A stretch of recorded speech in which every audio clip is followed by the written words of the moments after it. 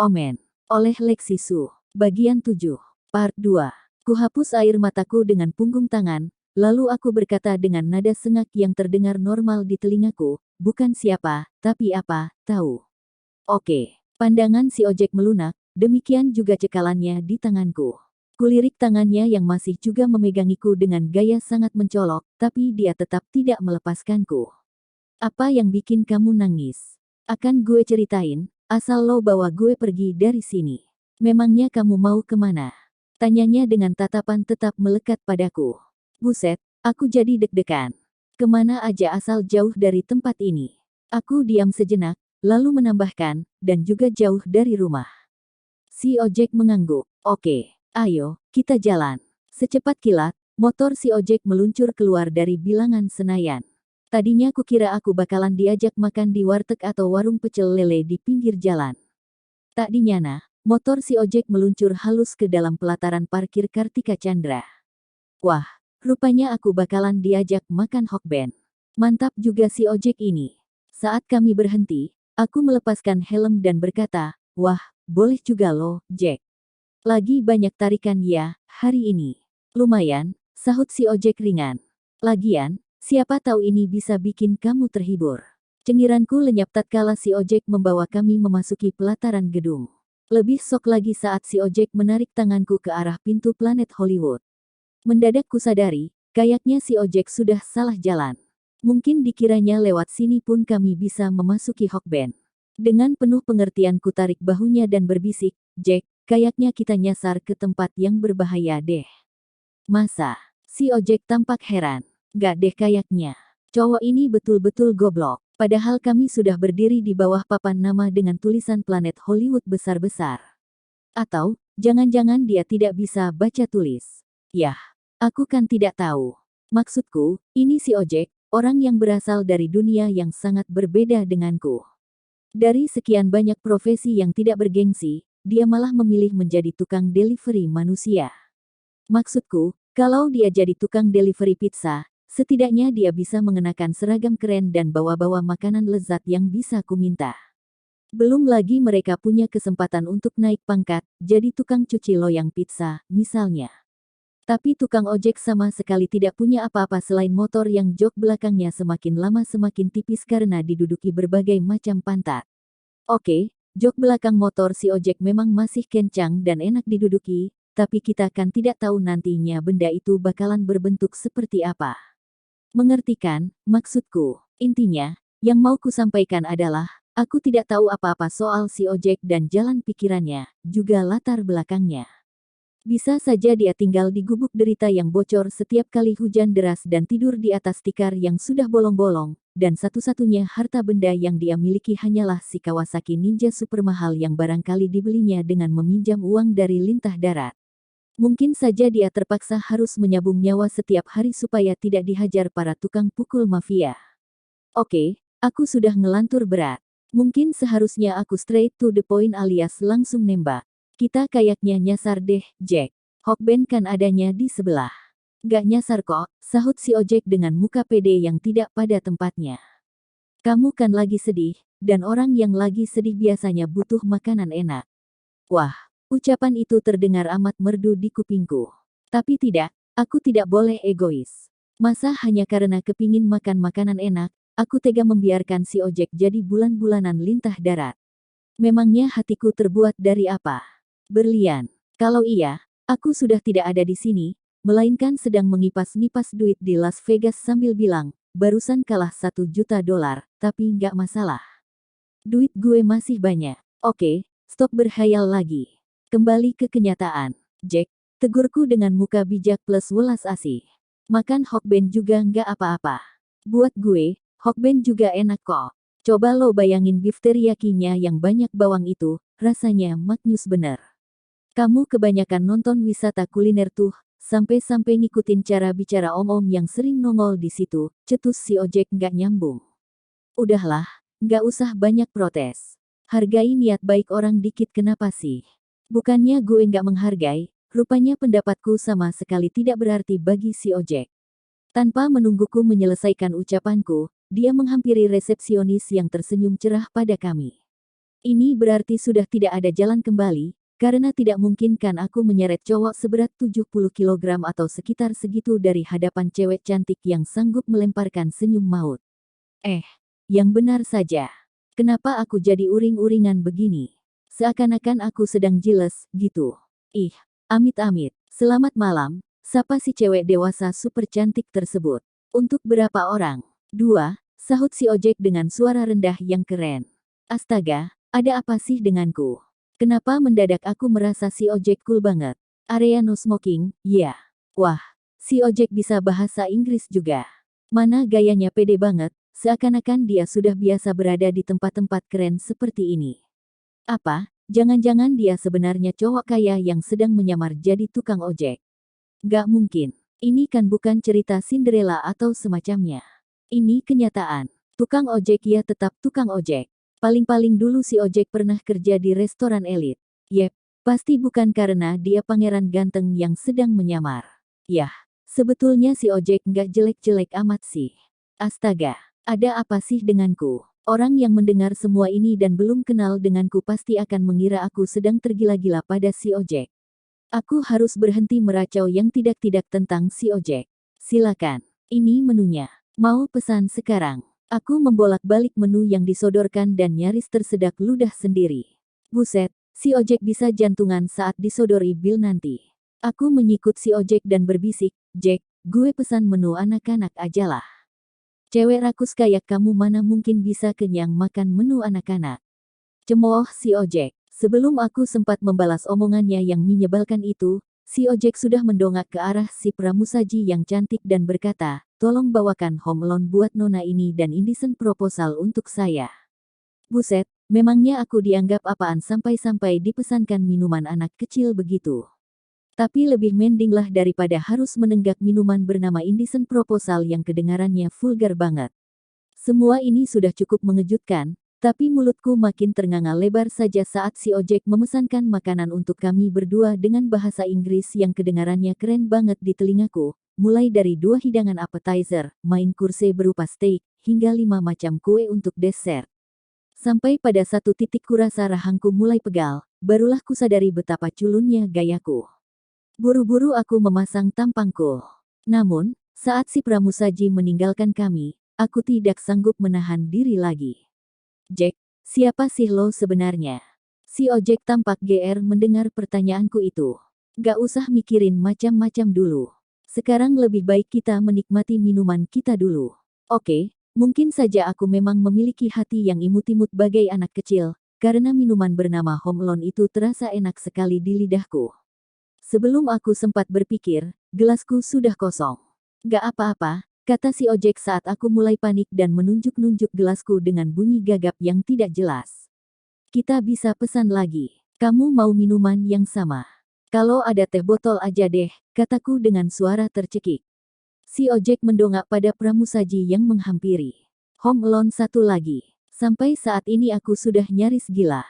Begitu si pramusaji enyah, aku mencondongkan badanku ke depan meja dan berbisik keras, maksudku sih aku tidak ingin ada yang mendengar. Namun apa daya musik di tempat ini terlalu keras, Jack, serius nih. Lo punya duit buat bayar, kan? Gue nggak mau disuruh nyuci piring di sini selama setahun, ya. Si ojek ikut-ikutan mencondongkan badan dan berkata dengan wajah serius yang nyaris terkesan angker, telat. Saat ini, kita berdua udah pasti nggak akan dilepaskan sebelum makanan kita dibayar. Jadi lebih baik kamu nikmati semua makanannya daripada semua pengorbanan kita jadi sia-sia. Oke, biarpun menakutkan, kata-katanya betul juga.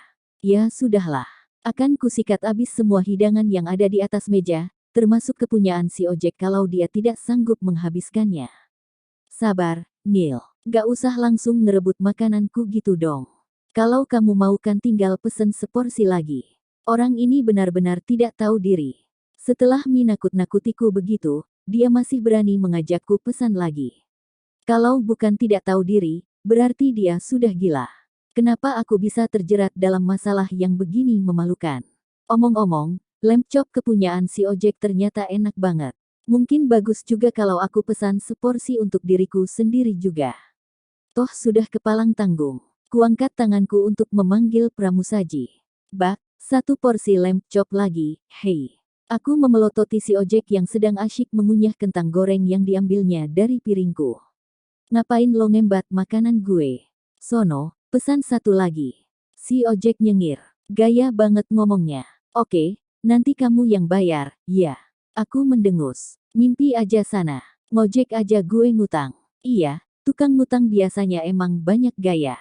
Aku memelototi si ojek, tapi yang dipelototi malah terus mencomot kentang goreng dengan muka. Memangnya gue takut sama pelototan elo. Cowok ini benar-benar banyak tingkah. Dengan gemas aku menancapkan garpuku pada lamb chopnya. Di bawah sorot mata garang si ojek, aku memasukkan potongan daging empuk itu ke mulutku yang menganga lebar.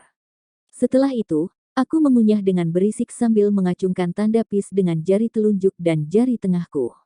Apanya yang peace? Ini namanya ngajak perang, Ngil. Yah, jadilah kami saling menyerang makanan satu sama lain tanpa sempat menyentuh makanan sendiri. Awalnya kami masih bisa memasang muka garang dan berbahaya, tapi belakangan aku sudah mulai tertawa. Sementara si ojek tetap cool meski mulutnya terus menyunggingkan cengiran lebar yang jarang ditampakkannya itu. Kenapa semakin lama dia kelihatan semakin ganteng? Pasti semua makanan lezat ini yang sudah mengacaukan pikiranku dan membuatku kedengaran sinting. Saat semua makanan licin tandas, aku sudah lupa dengan permasalahan yang sempat membuatku ketakutan. Melihat si ojek mengangkat tangannya, aku ketawa-ketawa tengil sambil meledeknya. Masih mau makan lagi? Jangan-jangan di balik baju lo, perut lo sebenarnya kayak Sinterklas, ya? Ngaco. Sekarang disuruh makan lagi aku juga nggak sanggup, balas si ojek. Nggak, ini mau minta bil. Minta bil. Buset, aku langsung jadi enek, mau muntah. Lo ada duitnya, Jack. Tepat saat itu si pramusaji sudah nongol sambil membawakan map berisi, surat kematian kami alias bil yang panjangnya amit-amit. Setelah memeriksanya dengan saksama, memangnya daftar itu bisa memendek kalau dipelototi lama-lama. Si ojek merogoh sakunya dan mengeluarkan dompet kulit keren yang belum pernah kulihat selama ini. Pikir-pikir, selama ini aku memang belum pernah melihat dompet si ojek. Setiap kali aku membayarnya, yang dia lakukan hanyalah menyisipkan lembaran lecek itu ke dalam kantong jaketnya. Aku mencoba melirik dan, plat emas berukir merek Bali langsung menyilaukan mataku. Namun yang lebih silau lagi adalah lembaran 100 ribuan yang sepertinya keluar terus-menerus dari dompet itu. Rasanya aku ingin ikutan menadahkan tangan di depan si ojek, siapa tahu dia mau bagi-bagi lembaran-lembaran cantik itu denganku juga. Sepeninggal si pramusaji, aku langsung mencondongkan tubuhku ke depan mendekati si ojek dan berbisik, Jack, itu dompet siapa? Ya dompetku lah. Kok duit lo bisa segitu banyak? Makanya, kata si ojek dengan tampang sok bijak, kerja keras. Jangan main warnet melulu. Aku mendengus. Masa muda ya seharusnya dihabiskan di warnet. Kalau udah tua masih berkeliaran di warnet, bisa-bisa gue dianggap pengangguran nggak laku. Sekarang kamu juga udah dianggap ABG pemalas nggak laku. Kurang ajar. Tapi nggak apa-apa. Kalau beneran nggak ada yang sudi menikah denganmu, masih ada tukang ojek yang mau menerimamu kok. Aku mendelik padanya, namun di dalam hati aku mulai bertanya-tanya. Masa sih si ojek ada hati denganku? Tidak mungkin. Jarak usia kami terpaut, entahlah, mungkin 3 tahun, mungkin 10 tahun, mungkin juga lebih. Bukannya aku tidak suka cowok yang lebih tua, tapi perasaanku waktu melihatnya mungkin sama persis dengan perasaanku waktu melihat Bruce Willis. Omong keren, tapi bukan untuk dikecengi. Aku pasti sudah sinting menyamakan Bruce Willis dengan si ojek. Astaga, kalau sampai ketahuan Bruce Willis, bisa-bisa dia menangis sambil menjeduk-jedukkan kepalanya yang botak itu ke tembok yang seketika retak-retak. Intinya, situasi bakalan tak terkendali. Jadi, sebaiknya aku tutup mulut dan tidak mulai menyamakan si ojek dengan orang-orang malang lainnya. Kok nggak balas ucapanku? Tanya si ojek seraya mengangkat alisnya dengan gaya sok. Apa ketakutan dengar ucapanku dan langsung bertobat? Dasar cowok sialan. Gak kusangka kamu begitu gampang ditundukkan. Brengsek, minta dihajar dia rupanya. Tapi memang wajar sih kalau kamu takut. Gak semua cewek punya keberanian buat ngejomblo seumur hidup, apalagi yang sifatnya jelek kayak kamu, Neil. Bisa-bisa kamu mendapat julukan makhluk usur paling mengerikan se-RT. Oke, kesabaranku sudah habis. Tapi tentu saja aku tidak bakal langsung menggebukinya di tempat. Yang benar saja, memangnya aku sebego itu.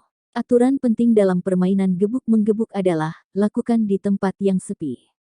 Kalau tidak, selalu saja ada yang berlagak sok pahlawan dan mencoba menghentikanmu. Saat kami sudah berada di tempat parkir yang dipenuhi motor, aku menyeretnya hingga kami berada di luar jangkauan pandangan satpam-satpam yang sedang asyik merokok sembari ngerumpi. Begini, ucapku dengan muka semengerikan mungkin. Lo punya dua pilihan buat nebus ucapan lo yang kurang ajar tadi. Pertama, kita buy one di sini. Buy one by one. Berani mengataiku usur. Heh, dia yang tidak mengerti ucapan anak muda zaman sekarang. Berantem satu lawan satu. Tonjok-tonjokan secara jantan. Aku punya prinsip nggak mukulin wanita dan aku nggak sudi dipukulin sama kamu. Aku pasti bakalan babak belur. Aku pilih pilihan kedua. Elo belum dengar apa pilihan kedua. Yah, tapi aku nggak punya pilihan lain. Oke, sahutku puas. Pilihan kedua adalah ngasih tahu gue kenapa lo bisa punya duit sebanyak itu. Si ojek diam agak lama. Wajahnya yang biasanya serius makin ditekuk saja, membuat napasku tertahan. Jawaban yang diberikannya pasti kriminal banget. Sebenarnya aku punya perusahaan. Jadi, selain jadi tukang ojek, aku juga presiden direktur. Aku ternganga mendengar jawaban yang tak kusangka-sangka itu. Lalu tawaku menyembur, sementara si ojek tampak berusaha cool dengan menahan senyum, tapi usahanya gagal karena tampangnya jadi kelihatan lucu banget. Ya deh, lo menang kali ini, kataku sambil menyusut air mataku yang keluar lantaran ketawa terlalu keras. Buset, gak mungkin gue belagak kesel lagi setelah ngakak dengan dahsyat gini. Gak gue sangka, ternyata lo jago ngelucu, Jack. Yah, jangan melihat orang dari penampilan melulu dong, Neil. Benar juga, aku mengangguk-angguk. Ya udah, gue gak akan tanya-tanya lagi urusan pribadi lo. Kalau lo emang mau rahasiain, ya udah, gue hargai itu. Sekarang, anterin gue pulang yuk. Bener, si ojek mengawasi wajahku. Udah siap, iya. Aku mengangguk sambil nyengir. Bersama lo, sepertinya ke neraka juga bakalan jadi trip yang menyenangkan. Si ojek membalas cengiranku. Kalau gitu, ongkos ojeknya naik, ya. Ngimpi aja lo sono. Meski begitu, aku lega banget saat tiba di rumah dan melihat lampu-lampu sudah dimatikan. Sepatu kets putih Eliza pun sudah berada di rak sepatu. Ini berarti semua orang sudah tidur, dan aku tidak perlu menghadapi interogasi Eliza mengenai kejadian tadi. Memangnya apa yang harus kuceritakan padanya? Aku berkhayal untuk membunuhmu. Ketika berhasil menyelinap ke tempat tidurku tanpa ketahuan semua orang, aku merasa aman luar biasa. Lalu aku memejamkan mataku, dan langsung menatap muka mengerikan itu lagi.